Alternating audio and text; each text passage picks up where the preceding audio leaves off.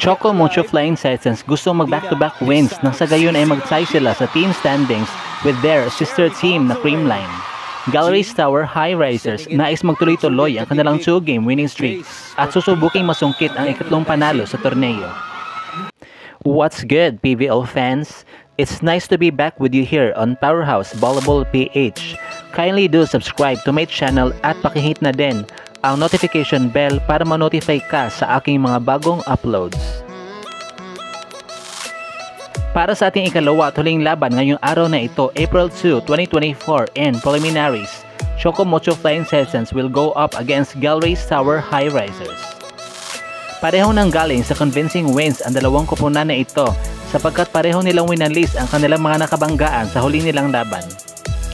Una na nga dyan itong Galleries Tower High Risers na hindi man lang pinaabot ng 20-point mark ang scores ng rookie team na Strong Group Athletics na pinabagsak ng walang kalaban-laban 17-25, 14-25, and 12-25.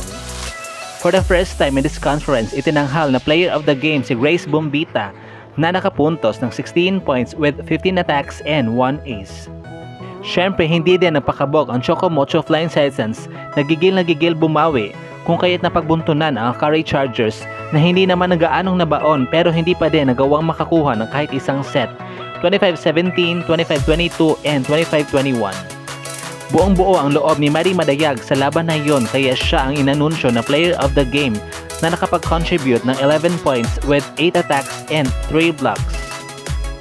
Kapanapanabik ang laban na ito lalo na ang tapatan at asaran ng mag-best friends na parehong Bisaya na dating magkakampi sa UST na sina Cherry Bomb, City Rondina, and Dimdim Boom Packrest.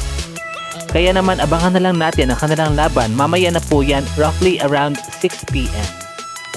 At dito na nga po nagtatapos ang ating video. Thank you so much for watching. Kindly do subscribe to my channel at pakihit na din ang notification bell para ma-notify ka sa aking mga bagong uploads.